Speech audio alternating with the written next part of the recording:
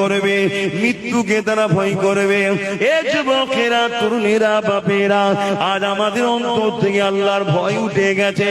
আমরা যদি আল্লাহকে ভয় সত্যি করতাম, যখন ইমামদের সামনে দাঁড়িয়ে বলেছিল দিল্লি চলে যাও, তখন ইমামদের বলা দরকার ছিল আপনি এটা সংবিধান বিরোধী কথা বলছেন, আপনি এটা আমাদেরকে অপমান করছেন। আর যদি বলার ক্ষমতা নাও থাকতো, অন্তর থেকে ঘৃণা করে সঙ্গে সঙ্গে বেরিয়ে চলে যাওয়া দরকার ছিল, কিন্তু না বেরোতে পারলো না, না ঘৃণা করতে পারলো না, না প্রতিবাদও করতে পারলো না, কেননা আমাদের হৃদয়ে আল্লাহর ভয় উঠে গেছে। আমরা দুনিয়ার ভাতার পিছনে ছুটছি, দুনিয়ার সামান্য ভিক্ষার পিছনে ছুটছি, আমাদের ভয় লাগছে যদি আমরা এই কথাটা বলে দিই, যদি আমাদেরকে মাইনে বন্ধ করে দেয়, আমরা যদি এই কথাটা বলে দিই, আমাদেরকে যদি জেল জরিমানা হয়ে যায়, আমাদের যদি এই কথাটা বলে দিই, এই কথাটা বলার কারণে যদি আমাদের উপরে নারাজ হয়ে যায় শাসক, তাহলে আমাদের ইমামতিটা চলে যেতে পারে।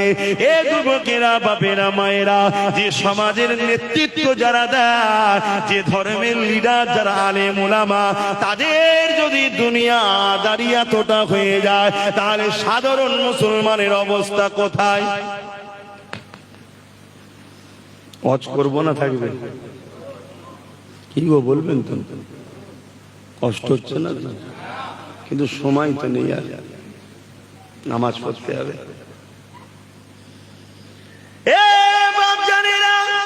এরপরও বলে যাচ্ছি, ভুল মানুষ মাত্রই হতে পারে, তওবা করে নাও, পরিবর্তন হয়ে যাও, আল্লাহর কাছে সিজদায় পড়ে গিয়ে চোখের পানি ফেলে কাঁদো, আল্লাহকে বলো আল্লাহ অন্যায় করে ফেলেছি, আল্লাহ আল্লাহ ভুল করে ফেলেছি, আল্লাহ ক্ষমা আমাকে করে দিন, আল্লাহ আর কোন জালিমের জুলুমকে সহ্য করব না, কোন জালিমের তাবুদি শক্তির দালালি করব না, কোন অন্যায় কাজে মাথা নত করব না। মনে রাখবেন আমার আল্লাহ পাক বড় দয়ালু, তওবাকারীকে মাফ করে দেন। সংখ্যার দিকে তাকাবেন না, অস্ত্রের দিকে তাকাবেন না, বোম বন্দুকের দিকে তাকাবেন না, কারণ আমরা যখনই বিজয় হয়েছে সংখ্যা দিয়ে বিজয় হয়নি, বোম বন্দুক আমাদের ছিল না, জালিমদেরই ছিল। আমরা যতবার বিজয় হয়েছি একটা পাওয়ার দিয়ে বিজয় হয়েছি, ওই পাওয়ারটা হলো সিনার পাওয়ার, অর্থাৎ ইমানি শক্তি, অর্থাৎ এই সিনার মধ্যে ভয় শুধু আল্লাহ থাকবে, আর এই সিনার মধ্যে আল্লাহ নবীর প্রেম ও আদব থাকবে। অর্থাৎ আমাদের নেতা একজন মুহাম্মদ রাসূলুল্লাহ, আমাদের উঠতে বসতে চলতে ফিরতে কারবার ব্যবসা বাণিজ্য সমাজনীতি অর্থনীতি রাজনীতি রাষ্ট্রনীতি সব ক্ষেত্রে মুহাম্মদ রাসূলকে ফলো করতে হবে, অন্য কাউকে নয়। ইসলামিক রাষ্ট্রে কিভাবে জীবন যাপন করবেন ওটাও আমার নবী শিখিয়েছে। সর্বধর্মের মানুষ যেখানে বসবাস করে ওখানে কিভাবে জীবন যাপন করবে ওটাও আমার নবী শিখিয়েছে। আমার নবীকে মডেল হিসাবে মেনে নিয়ে আমার নবীকে ফলো করো। আল্লাহ কোরআনে তো এটাই জানিয়েছে, মাতা কুমুর রাসূল ফাকুযুহু ওয়া মা নাহাকুম আনহু ফান্তাহু। আমার নবী যা আদেশ করছে মেনে নাও, আমার নবী যা নিষেধ করছে ছেড়ে দাও। কোরআনে আরেক জায়গায় আল্লাহ পাক জানাচ্ছে, লাকাদ কানা লাকুম ফি রাসূলিল্লাহি উসওয়াতুন হাসানা। এই দুনিয়ার মানুষেরা তোমাদের জন্য আমি আমার রাসূলকে মডেল করে পাঠিয়েছি। তোমরা যদি কল্যাণ চাও সবথেকে উত্তম মডেল হলো রাসূলুল্লাহ। তোমাদের নিঃশ্বাস টানা ফেলাতে রাসূলকে ফলো করো। এই নওজোয়ান তরুণেরা তাই বলে দিয়ে যায় পরিবর্তন হয়, পরিবর্তন যদি না হয় তাহলে কিভাবে ধ্বংস হবে শুনে রেখে যায়। হতভাগ আকবর রাজ ক্ষমতার জোরে কোরআনের বিরুদ্ধে দ্বীনে ইলাহি তৈরি করেছিল। আমার ভারতবর্ষের মুঘলে আজম ছিল আকবর। নাম শুনেছেন নাকি? একটু বলেন না নাম শুনেছেন? কোরআনকে মিটাবে বলে একটা কিতাব লিখেছিল, কিতাবটার নাম হলো দ্বীনে ইলাহি।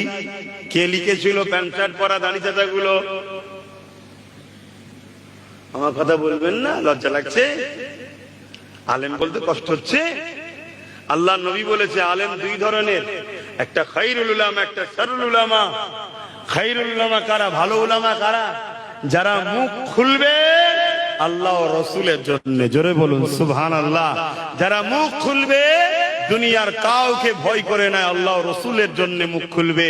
আর হক উলামাদের নমুনা হলো যুগে যুগে যুগে যুগে যুগে হক উলামাদের সঙ্গে জালিম রাজাদের লড়াই হয়েছে। শুনছেন তো নাকি? ইতিহাস বলছে, ইতিহাস ইতিহাস উঠান। প্রত্যেকটা সময়েতেই হক উলামাদের নমুনা হলো সময়ের জালিম শাসক তার বিরুদ্ধে থাকবে। অতএব জালিম শাসকের সঙ্গে যদি পক্ষপাতিত্ব চলে তাহলে বুঝে নিতে হবে উলামা হক নয়। শুনছেন তো নাকি? আর ওয়াজ করবো না, থাকবে আব্বাজানেরা, কেন আমি আরো ওয়াজ করলে আরো কিছু খুলে ফেলবো।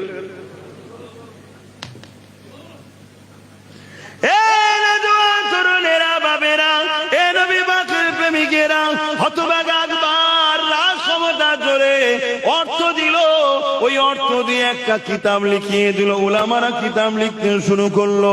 এ যুবকেরা সেই উলামারা কিতাব লিখে দিল। কিতাবটার নাম হলো দ্বীনে ইলাহি। ওই দ্বীনে ইলাহিতে কোরআন বিরোধী নানা রকম ষড়যন্ত্র তৈরি করে বাংলা ভারতের জমিনে ওটাকে খাইয়ে দিল। ওটার প্রচার কে করবে? উলামারাই প্রচার করতে লাগলো। এই যুবকেরা উলামা দুই ধরনের হয়। আবার এই কিতাব জালিম শাসকের বিরোধী করেছিল যিনি, তিনিও উলামা ছিলেন। তিনি অন্য কেউ নয়, হযরতে মুজাদ্দেদে আল পেসানি। আরো জোরে বলুন সুবহান। এই যুবকেরা, তরুণেরা, হযরতে মুজাদ্দেদ আল পেসানি বিরোধী শুরু করে দিল। হতভাগা আকবর এমন করে মুজাদ্দেদ আল পেসানি বিরুদ্ধে লেগে গেল। নানান দিক দিয়ে হুজুরকে ক্ষতি করার চেষ্টা করেছে, কোন দিক দিয়ে হুজুরকে রুখতে পারে না। কিন্তু আল্লাহ পাকের মর্জি দেখুন, আল্লাহ পাকের ক্ষমতা দেখুন। এ যুবকেরা, তরুণেরা, বাপেরা, ওই মুজাদ্দেদ আল পেসানিকে হতভাগা আকবর বন্দী করে ফেললো, জেলের মধ্যে ভরে দিল। হুজুর আমার জেলের মধ্যে গেলে ওই জেলের মধ্যে যত বন্দী ছিল তারা হুজুরের সোহবতে আসতে লাগলো। অমুসলিম যারা ছিল হুজুরের কাছে বসতে লাগলো, অমুসলিম মুসলমান সবাই। আর মুজাদ্দেদ আল পেসানি সোহবতে বসে বসে বসে বসে জগৎ বিখ্যাত বিখ্যাত আল্লাহর ওলি হয়ে গেল। এই খবরটা বাদশার কাছে চলে এলো। জলদি করে বার করে দেন, না হয় জেলের সবাইকে হুজুর তাড়াতাড়ি করে নিচ্ছে, সবাই আল্লাহর ওলি হয়ে যাচ্ছে, নেককার হয়ে যাচ্ছে। এ যুবকেরা, তরুণেরা, এর থেকেও বড় বিষয় শোনো।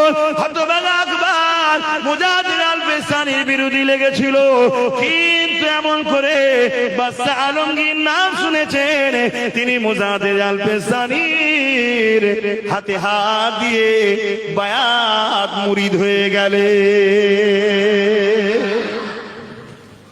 হুজুর বেরোলেন, লড়াই অনেক বড় কথা, একটা বিশাল বড় ময়দানে লড়াই হবে। হুজুরের পক্ষে সামান্য কিছু আলেম উলামা, সব খারাপ নয়, আজ দুনিয়ায় আলেম ভালো আছে না? আলেম ভালো আছে বলে তো দুনিয়া চলছে। তাদের সাহায্য দুয়াতেই তো আল্লাহ আজও আমাদেরকে অক্সিজেন দিচ্ছে, পানি দিচ্ছে, বাঁচিয়ে রেখেছে। ভালো মানুষ আছে না? নাই? আচ্ছা, অবশ্যই আছে। কে বলেছে? হুজুরের পক্ষে গুটি কত ভালো মানুষ, আলেম উলামা ইমাম সব রয়েছে হুজুরের পক্ষে। আর আকবরের পক্ষে বিশাল বড় বড় সব আলেম উলামা, মুফতি, পাগড়ি টাগড়ি পরে, জুব্বা টুব্বা আসকান টাসকান লাগিয়ে সব এসেছে। আকবরের কাছে মিলিটারি টিলিটারি সব রয়েছে, ওই ভয়ে তো সব ওই দিকে আছে। মুজাদ্দেদ আল পেসানি হাত উঠালেন, আল্লাহ আপনি যদি সাহায্য না করেন, এই দুর্বল আমরা জামাত, আমরা অল্প গুটি কত, আমরা কি করে বাঁচবো মালিক? ওর দিকে সব পাওয়া। আল্লাহর পক্ষ থেকে সাহায্য এলো, বিশাল তুফান এলো। সেই তুফানে পুরো আকবর ও আকবর বাহিনীকে আল্লাহ মিটিয়ে জাহান্নামে পাঠিয়ে দিলেন। মুজাদ্দেদ আল পেসানিকে আল্লাহ বিজয় দিলেন। জোরে বলুন সুবহানাল্লাহ। এরকম যুগে যুগে ঘটেছে। বা ইমামে আজম হুজুরকে পর্যন্ত জুলুম করেছে সময়ের শাসক। হক কথা বললে বাপ জুলুম হবে। আপনারা কাছের মানুষ সবই জানেন, আমার বাড়িতে রাত 2টোর সময় পুলিশ গেছিল, জানেন তো নাকি? হক কথা বললে হবে বাপ, ওটা নিয়ে ঘাবড়ালে হবে না, ওটা নিয়ে চিন্তা করলে হবে না। 100 বার পাঠালেও হক কথা বলতে হবে যদি আল্লাহকে ভয় করি। শুনছেন তো নাকি? কেন দুনিয়া কদিনের, তকদিরে যেটা লেখা আছে সেটাই হবে, এটাকে রদ করতে পারবো না। আর এটাকে কেউ জোর দেখিয়ে চেঞ্জও করতে পারবে না। কিন্তু তোমাকে হক কথা বলতে হবে, সত্য কথা বলতে হবে। অন্যায়ের বিরুদ্ধে বলতে হবে, ন্যায়ের পক্ষে বলতে হবে। তাই আমার কওমের মানুষ, আপনারা হয়তো বিভিন্ন সময়, বিভিন্ন ক্ষেত্রে, বিভিন্ন টাইমে, বিভিন্ন দিকে ছিলেন, আলাদা কথা। সব তওবা করুন, তওবা করুন, ফিরে আসুন। ফিরে এসে নিজেদের বাচ্চাদের ভবিষ্যৎ এবং নিজেদের ধর্মীয় স্বাধীনতার জন্য বাপ নিজেরা পাওয়ার তৈরি করুন। মনে রাখবেন, লুহা না হলে লুহা কাটা যায় না। মুফতির ফতোয়া ছাড়া মুফতি ফতোয়া কাটা যায় না। সময় কম, আর কথা বলতে পারছি না।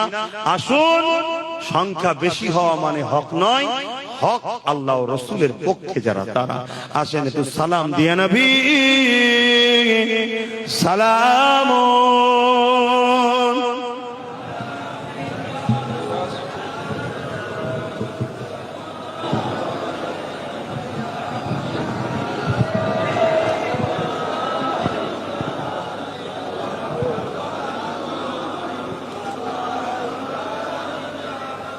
طلع البدر علينا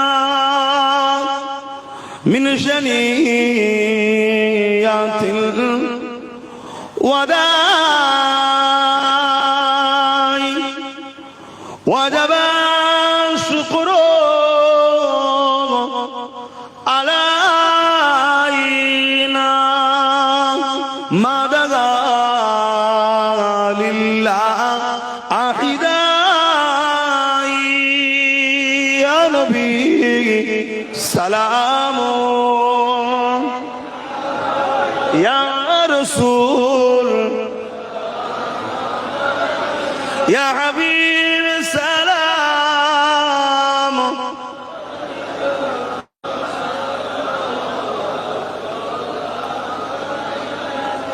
বাপ, এখানে আর একটা কথা বলি, নিজে দাঁড়িয়ে সালাম দিচ্ছে, এলি আমাদের সমাজে কিন্তু একটা লড়াই আছে না? না, হ্যাঁ কিনা বলুন। মনে রাখবেন, দাঁড়িয়ে সালাম দেওয়া হলো সুন্নতে সাহাবা। সাহাবা হুজুররা নবী পাক সাল্লাল্লাহু আলাইহি ওয়াসাল্লামকে দাঁড়িয়ে সালাম দিতেন। জোরে বলুন সুবহানাল্লাহ। কিন্তু আপনারা আম মানুষ, আপনাদের কাছে একদল লোক এসে মিথ্যা মিথ্যা প্রচার করে এই দাঁড়িয়ে সালামের বিরোধী করে। কেউ যদি বসে সালাম দেয়, আমি তার বিরুদ্ধে নয়, কিন্তু কথা বুঝে আসছে, সেটা তার রুচি, তার পছন্দ, তার ভালোবাসা, তার আদব তার কাছে। কিন্তু বিরোধী যারা করে, এরা সম্পূর্ণ কিন্তু আমাদেরকে হুজুরের দুশমন ও হুজুরের শানে বেয়াদবি বানাতে চায়। খুব ভালো করে বুঝবেন, ঈমান ছাড়া কামিয়াব নয়। ঈমানটা কি? নামাজ, রোজা, দাড়ি, টুপি, হজ, যাকাত, এগুলো ঈমান নয়। এগুলো ঈমানের মধ্যে। ঈমানটা হলো হুজুর পাক সাল্লাল্লাহু আলাইহি সাল্লামের আদব ও প্রেমের নাম। কথা মাথায় ঢুকছে?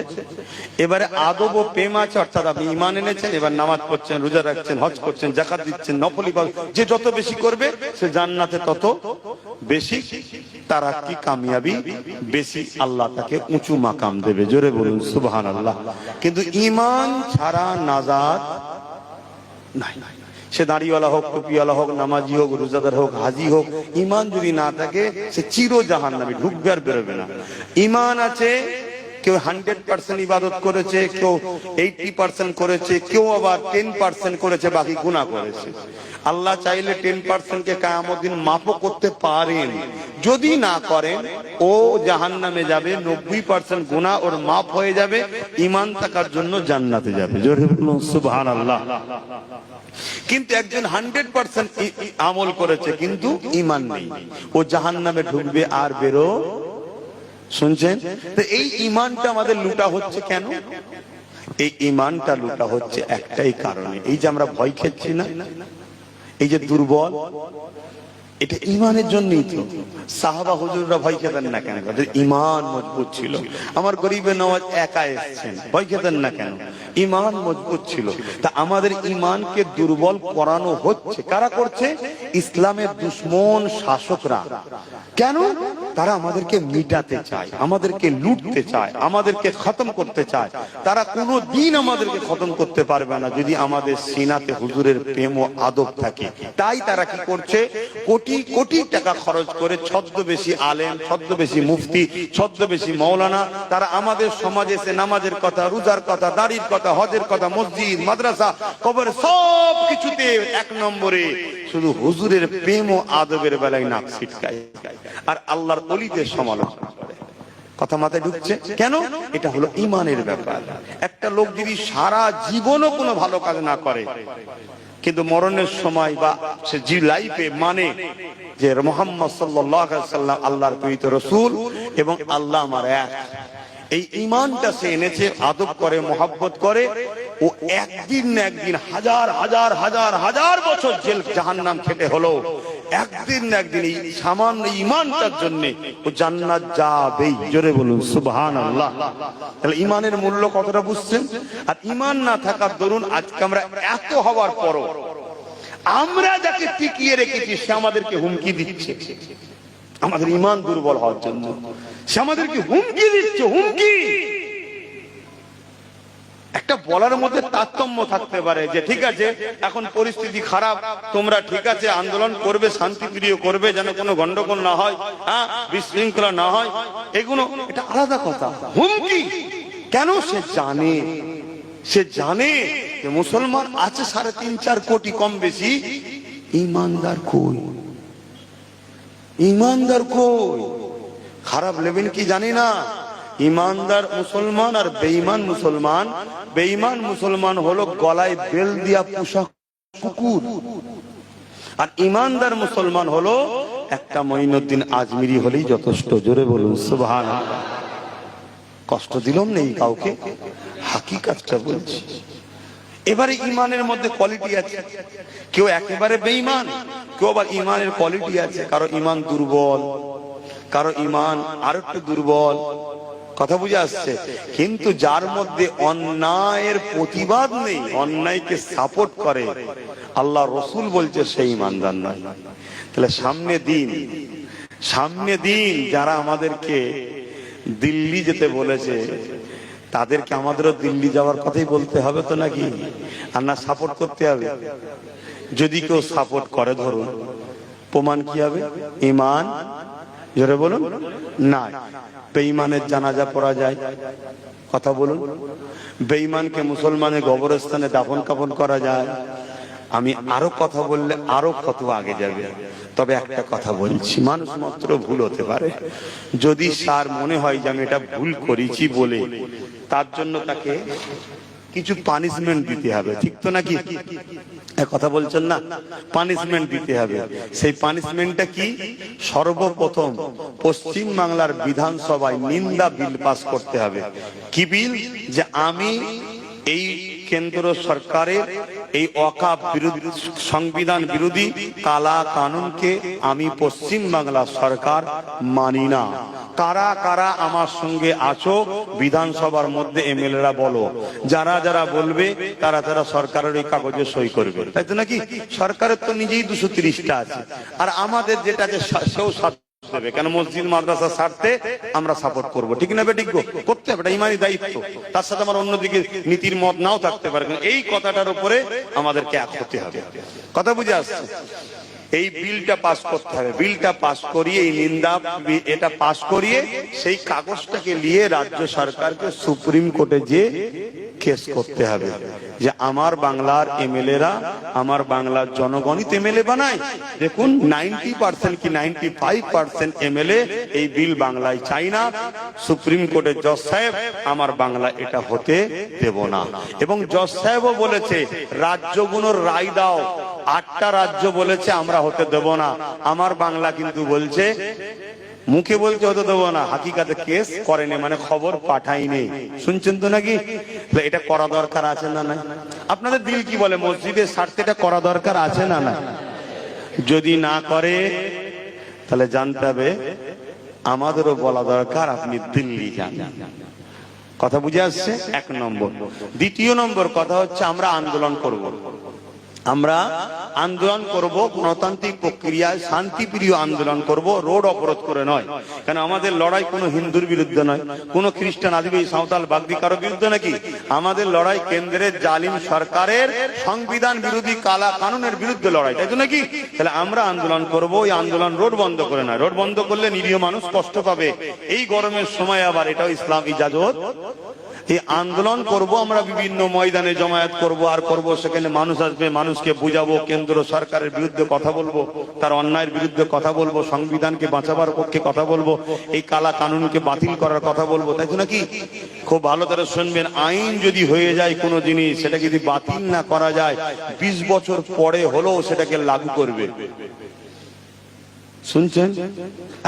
অতএব এটাকে বাতিল করাতেই হবে। আর এটা বাতিল করার দ্বিতীয় অপশন কি আছে? কৃষকদের জন্য আইন হয়েছিল, কৃষকরা বাতিল করিয়েছিল যে আন্দোলনে, ওই রকম কন্টিনিউ আন্দোলন করতে হবে, তাই তো নাকি? ওই আন্দোলনে যেন রাজ্য সরকার আমাদের বিরোধী না করে। উপরন্তু পাঞ্জাব সরকার যেভাবে কৃষকদের সাথ দিয়েছিলেন, কি দিয়েছিল? খাওয়া দিয়েছিল, তেল দিয়েছিল, অর্থ দিয়েছিল, কেউ মারা গেলে তার পয়সা দিয়েছিল। রাজ্য সরকারকে এটা করতে, জোরে বলুন, হবে। যদি এই খেসারত ভোগ না করে, একজন ইমানদার হিসেবে বলে যাচ্ছি, যদি এর পরই রাজ্য সরকারকে কেউ সাপোর্ট করে, সেই বেঈমান হয়ে যাবে। শুনছেন না? শোনেন? কেন? ইসলামের দুশমন। এবারে ভুল যদি হয়েছে বলে, তাহলে তার খেসারত এই নমুনা দিতে হবে। শুধু মুখে বলে দেবে না না না ঠিক আছে, ওটা আমার বলা ভুল হয়েছে, আমি উইডোরে করলাম না। তোমার মনের মধ্যে সেই কাল সাপের বিষ এখনো আছে। তুমি শুধু গদি বাঁচাবার জন্য, লোককে ঠকাবার জন্য আবার নতুন করে ষড়যন্ত্র করছো। আবার দেখবেন অনেক আলেম ওলামা, মোল্লা মৌলী সাহেবরা কি বলবে,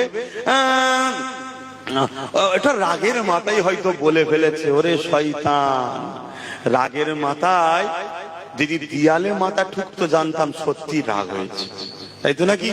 রাগের মাথায় সব হুঁশ আছে। এই রাজ্যে অস্ত্র মিছিল হয় না? হয় না?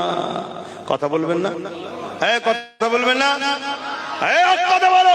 এ রাজ্যে অস্ত্র মিছিল হয় না? হয় না? সেখানে হাজার হাজার পুলিশ দিয়ে পাহারা দিয়ে নিয়ে যাওয়া হয়। ফুরফুরার মতো পবিত্র জায়গায় বড় বড় বক্স বাজিয়ে, নানা রকম স্লোগান দিয়ে, পুরো ওপেন মস্তানি করতে করতে হাজার হাজার পুলিশ দিয়ে নিয়ে যাওয়া হচ্ছে। তার বেলায় কোনো সমস্যা নাই। আর আমরা শান্তিপ্রিয় আন্দোলন করলে সমস্যা। তুমি আমাদের দুশ্মন, তুমি আমার ইসলামের দুশ্মন। তুমি কি বলবে? সব থেকে বড় দুশ্মন হবে। আমরা জেনে গেছি তুমি আমাদের দুশ্মন। তাই আমাদের সংবিধানের পাওয়ার অনুযায়ী আমরা ঠিক টাইমে, ঠিক সময় দুশ্মনকে কিভাবে খতম করতে হয়, এক দুশ্মন বলেছিল মাদ্রাসায় জঙ্গি তৈরি হয়, তাকে বুঝিয়ে দিয়েছি, তাই তো নাকি? এটা মনে রাখতে হবে। এবারে ইমানদার আছে না নাই, সেটা আগামী দিন প্রমাণ হবে। হে নবী সালাম, ইয়া রাসূল সালাম, ইয়া হাবিব সালাম, সালাম। কঠিন হাসরের দিনে কি আছে মোদের কপালে, গুনাহগার উম্মাত আপনার লইবেন সঙ্গে মাহশরে।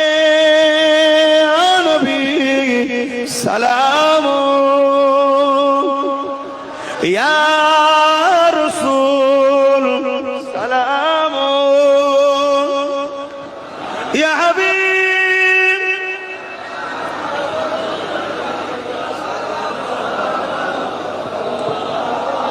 সকলে বসেন, দোয়া হবে। বিসমিল্লাহ শরীফের দরুদ শরীফ, সূরা ফাতিহা, ইখলাস তেলাওয়াত করেন। সময় কম, একটু দোয়া হবে।